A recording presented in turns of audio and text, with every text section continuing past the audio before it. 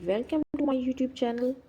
In this lecture we will discuss about the renal system. हमने first अपने जो है वो सिस्टम में हमने देखा लिम्फेटिक सिस्टम। आज हम देखेंगे renal system, किडनीज के बारे में। ठीक है।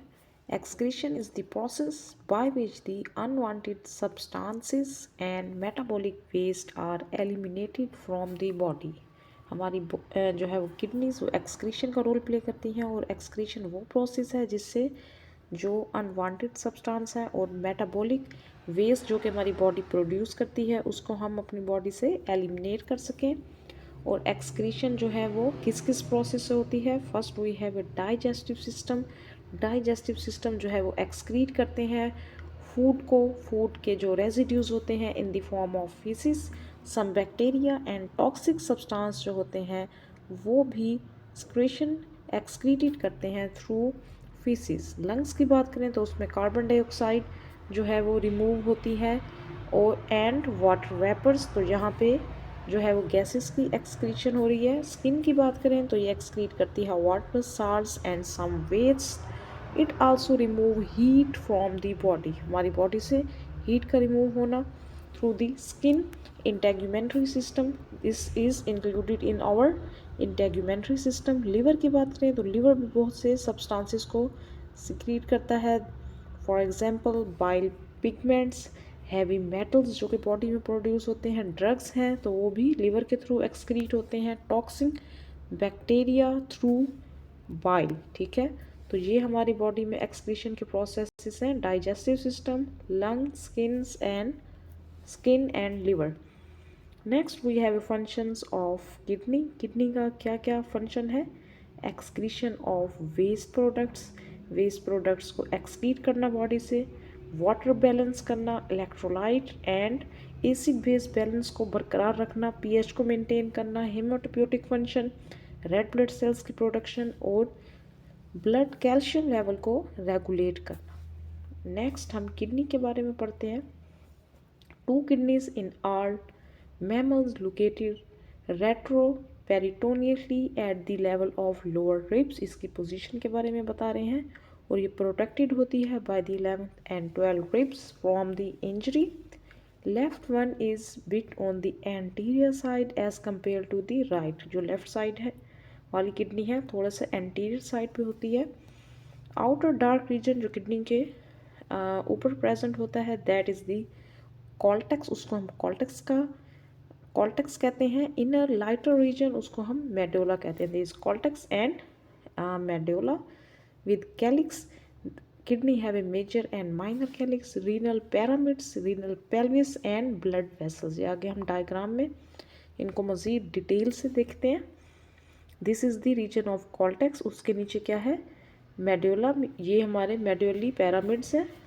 रीनल साइनस जो रेड कलर की है, this is the renal artery. यहाँ से जो है वो किडनी को ब्लड सप्लाई होगी और वापस जो है वो रीनल वेन से आएगी। This is the renal pelvis. और जो कैलिक्स की बात की, this is the major and minor calyx. और ये है यूरिटर। यहाँ से यूरिन जो है वो यूरिनरी ब्लेडर में जाएगी। Nephrons, nephron is the structural and the functional unit of the kidney. इसको आप नोट डाउन कर लें। And there are 2.4 million nephrons collectively in both kidneys, basically composed of renal corpuscles और long tubule।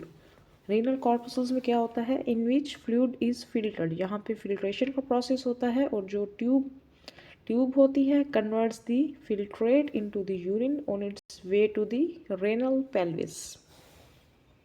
There are two types of nephrons. Nephron जो है वो हमारा structural and functional unit है किडनी का। So there are two types of nephron, cortical nephron and juxtamedullary nephron. Cortical nephrons are 85%। कॉर्टिकल नेफ्रॉन जो है वो सुपरफिशियल नेफ्रॉन्स भी हैं। Nephrons have the corpuscles in outer cortex of the kidney near the periphery.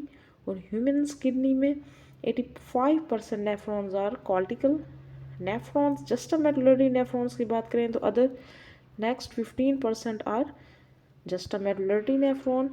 Nephrons having the corpuscles in inner cortex near medulla, तो वो हम इन्हें क्या कहेंगे, जो मेड्यूला के करीब है वो हमारे जस्टा मेडुलरी हैं, जो कि आउटर कॉर्टेक्स में प्रेजेंट है, they are कॉर्टिकल्स nephrons.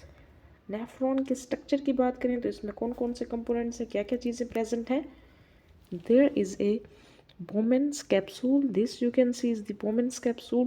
Proximal convoluted tubule. We have a proximal tubule. Loop of Henle. We have a loop of Henle. Distal limb and उसका क्या है, ascending and descending limb है. We have a distal convoluted tubule. ये इसका ascending descending limb है. Distal convoluted tubules. We have a collecting duct. Collecting tubule. We have a collecting duct. ठीक है, ये किडनी के हैं, ये हमारे नेफ्रॉन के सारे जो है वो कंपोनेंट्स हैं, और जहाँ से फिर इवेंचुअली यूरिन जो है वो नीचे जाती है ब्लैडर की तरफ। ठीक है, जहाँ पे बोमेन्स कैप्सूल होता है, we have a descending loop of Henle, this is the distal limb, loop of Henle उसका वो असेंडिंग लिम्ब है। Then we have a distal tubule, this is the proximal tubule, and यहाँ पे collecting duct के through फिर urine जाती है bladder में। So this is the structure you can see, जो कि मैंने पीछे एक्सप्लेन किया है, ये वही है। ठीक है, this eventually go through collecting duct. Renal corpuscles, renal corpuscles में हमारा जो है वो ग्लोमेरुलस आते हैं। It is a tuft of capillaries enclose by Bowman's capsule. इसमें होते हैं glomerular capillaries interpose between afferent arterioles, इसके एक साइड पे होते हैं और अदर साइड पे ईफरेंट आर्ट्रियोल्स। एफरेंट आर्ट्रियोल्स जो है वो ब्लड लेके आते हैं और ईफरेंट से जाता है आगे। दस the vascular system in the glomerulus is purely arterial, यहाँ पे आर्टीरियल ब्लड ही आता है। बोमेन्स कैप्सूल की बात करें, it is a capsular structure, इसे हम कैप्सूल कहते हैं, विच इनक्लोज द ग्लोमेरुलस। इसकी टू लेयर्स हैं, inner visceral layer and the outer parietal layer. Functional anatomy जो है बोमेन कैप्सूल की, resemble A funnel with filter paper. इसका काम जो है वो क्या होता है, फिल्ट्रेशन का होता है। Tubular portion of A nephron, this is the renal corpus, जिसमें बोमेन्स कैप्सूल एंड ग्लोमेरुलस आते हैं। नेक्स्ट जो ट्यूब्यूल्स का पोर्शन हमने देखा था उसमें प्रॉक्सिमल कन्वोलेटेड ट्यूब्यूल था। It is the coiled portion arising from Bowman's capsule, ये कॉर्टेक्स में प्रेजेंट होता है। It is continue at descending lip of the loop of Henle. Length of proximal convoluted tubule is 14 millimetre and the diameter is 55 micro. फिर उसका loop of Henle था। Loop of Henle में तीन चीज़ें थी, descending limb, hairpin bend and the ascending limb. Ascending means नीचे से ऊपर की तरफ जाना, डिसेंडिंग मीन्स ऊपर से नीचे की तरफ आना। डिसेंडिंग लिम्ब जो था made up of two segments, thick and the thin descending segment. Thick is the direct continuation of proximal convoluted tubule. It descends down into the medulla. It has a length of 6 mm and diameter of 55 micro.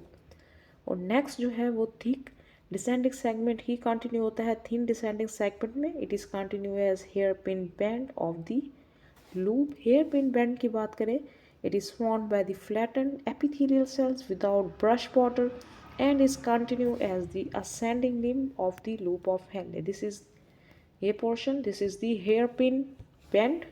ascending limb की बात करें, इसमें भी जो है वो two parts हैं, thin ascending segment and thick. thin जो है वो आगे कंटिन्यू होता है थिक में, और डिसेंडिंग में पहले थिक था देन थिन, इसमें पहले थिन है देन थिक। इट इज़ जो थिक सेगमेंट है 9 millimetre long with A diameter of 30 micro. Terminal portion of thick ascending segment which run between the afferent and the efferent arterioles of the same nephrons form the macula densa. Macula densa जो है, it is the part of juxtamedullary apparatus. Thick ascending segment ascend to the cortex and continue होता है as distal convoluted tubule. हमने proximal convoluted tubules देख लिया, उसके बाद हम आएंगे डिस्टल कन्वोलेटेड ट्यूब्यूल की तरफ। Length and the extent of loop of Henle vary करती है डिफरेंट नेफ्रॉन्स में।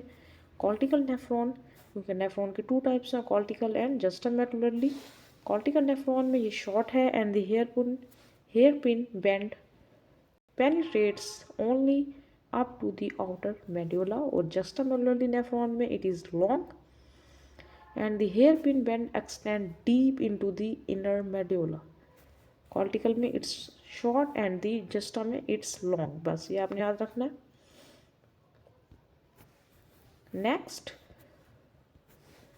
डिस्टल कन्वोल्यूटिव ट्यूब्यूल की तरफ हम आ गए, हमने प्रॉक्सिमल कन्वोल्यूटिव ट्यूब्यूल दिखा, लूप ऑफ हेले, and next we have a distal convoluted tubule. It is the continuation of thick ascending segment and occupies the cortex of the kidney, और ये continue होता है as collecting duct. The length of distal convoluted tubule is 14.5 to 15 mm और इसका diameter 22 to 50 micro. Collecting duct is form by two types of epithelial cells, इसमें P sales होते हैं जिनको प्रिंसिपल आर पी सेल्स कहते हैं, या intercalated are I cells होते हैं।